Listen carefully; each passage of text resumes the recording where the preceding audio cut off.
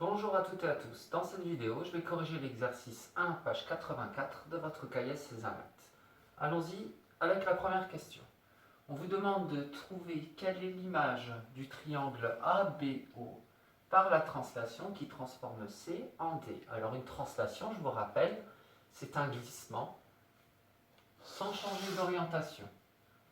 Pour définir une translation, j'ai besoin de savoir trois informations. Dans quelle direction je me déplace, dans quel sens, vers le haut, vers le bas, et bien évidemment, de quelle longueur. Et encore une fois, sans changer d'orientation.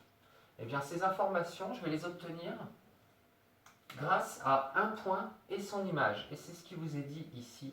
Cette translation, elle transforme le point C en D.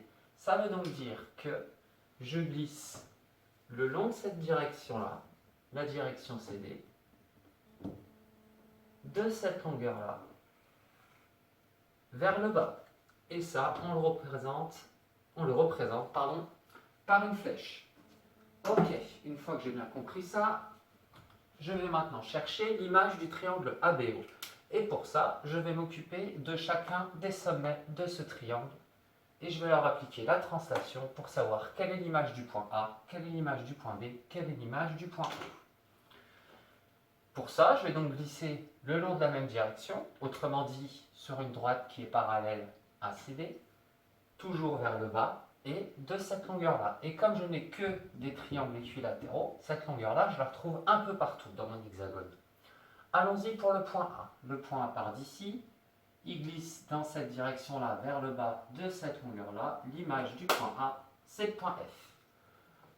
Pour le point B, même chose. Le point B glisse vers le bas, le long de cette direction-là, de cette longueur-là, j'obtiens le point O. Et enfin, pour le point O, même chose, même direction, même sens, même longueur, j'obtiens le point E. Et donc, l'image du triangle ABO par la translation qui transforme C en D, c'est le triangle FOE. Voilà pour cette première question. Passons maintenant à la question B. Dans cette question, on vous demande quel triangle a pour image le triangle AOF par la symétrie de centre haut. J'ai refait une petite figure rapidement ici à côté pour vous réexpliquer comment fonctionne une symétrie centrale et surtout une des propriétés particulières de la symétrie centrale, c'est que si le point M et M' sont symétriques par rapport à I, alors c'est que I est le milieu de M, M'. Et ça marche dans l'autre sens. Si I est le milieu de M, M', alors les points M et M', ils sont symétriques par rapport à I. Ok, gardons ça en tête, ça va nous aider. Maintenant, je cherche donc quel triangle a pour image AOF par cette symétrie centrale. Eh bien, en utilisant le raisonnement que je viens de vous réexpliquer ici, le point O, c'est le milieu de AD, puisque ce sont des triangles équilatéraux qui ont à chaque fois des côtés de même longueur. Et donc, le point A et le point D sont symétriques par rapport à O. J'ai donc le point D qui a pour image A par la symétrie de centre haut. Ok. En utilisant le même raisonnement pour le point F, eh bien O c'est le milieu du segment FC, c'est donc C a pour image F par la symétrie de centre haut. Il ne me reste plus qu'à trouver le point O. Le point O c'est le centre de symétrie, sont symétriques par rapport au centre haut, c'est lui-même. Et j'obtiens donc le triangle OCD qui a pour image le triangle AOF par la symétrie de centre haut. Voilà pour cette question B. Passons à la question C. Dans cette question, on vous demande par quelle transformation les losanges AOEF et BODC sont images l'un de l'autre.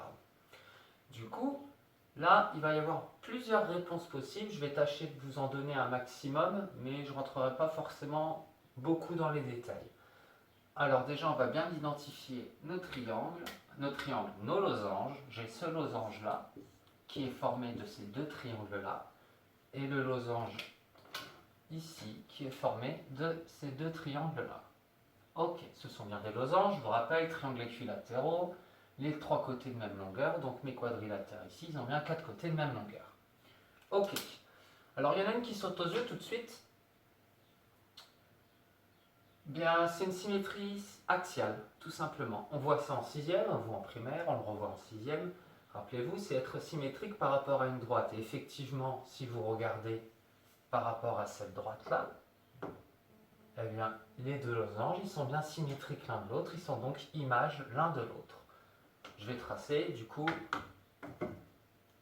cet axe de symétrie, puisqu'on me demande de représenter les éléments caractéristiques si j'en ai besoin. Hop. Voilà mon axe de symétrie. Bon, je vais lui donner un nom tout simplement, je vais l'appeler la droite D. Et donc, les losanges sont symétriques par rapport à la droite D. Ça donne une première transformation. La deuxième, qu'on peut voir assez rapidement, c'est comme pour la question 1, on a une translation. Ben oui, votre losange qui est ici, il glisse ici sans changer d'orientation. Ça vous donne donc une translation. Cette translation, j'ai besoin, pour la définir, d'un point et de son image. Et je peux représenter tout ça par une flèche. Ça me donne encore une fois la direction, le sens et la longueur. Et donc, par translation qui transforme E en D, eh bien, le point E, il arrive en D, le point F, il arrive en O, le point O, il arrive en C, et le point A, il arrive en B. Et j'ai donc bien ces deux losanges qui sont images l'un de l'autre. Alors là, c'est par une translation dans ce sens-là, mais je peux tout à fait imaginer la translation qui va dans l'autre sens et qui transforme D en E. Bien. Est-ce qu'il m'en reste une? Oui. Alors ça devait être la question B. Dans la question B, on vous parle de symétrie centrale et on avait un centre de symétrie pour les deux triangles FOA et ODC. On avait O centre de symétrie. Et bien ça marche aussi pour les losanges puisque O est le milieu du segment FC, O le milieu du segment AD, O le milieu du segment EB. Et ainsi, j'ai bien des symétriques par rapport au point O et les deux losanges sont bien eux aussi symétriques par rapport au point O. Ça nous donnait une troisième solution. Voilà pour cette question C, je vais m'arrêter là. Passons à la question D. Dans cette question, on vous demande par quelle transformation le triangle ABO est l'image du triangle EFO. Alors, une des choses qui peut déjà vous sauter aux yeux, c'est qu'on a deux types de triangles équilatéraux dans cet hexagone. Je ne veux pas dire qu'ils sont différents, mais je veux dire qu'ils sont orientés de manière différente. Parce que ceux-ci sont orientés vers le bas, les autres ont la pointe orientée vers le haut. Pourquoi je vous dis ça? Parce que je vous rappelle qu'une translation, c'est un glissement sans changer d'orientation. Et les deux triangles concernés par cette question sont tous les deux orientés de la même manière, la pointe vers le bas. Du coup, il existe très probablement une translation qui permet de passer du triangle EFO au triangle ABO. Une fois qu'on a compris ça, il nous reste à déterminer quelle translation.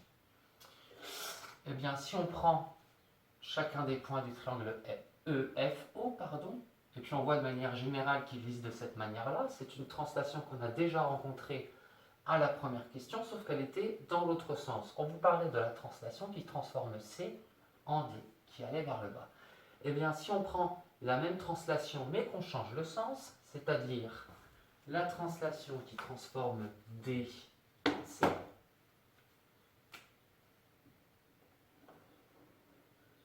toujours pareil, direction, sens et longueur, eh bien, qu'est-ce qui va se passer à chacun des points? Regardons ce qui se passe. Le point F devient le point A, le point E devient le point O, et le point O devient le point B.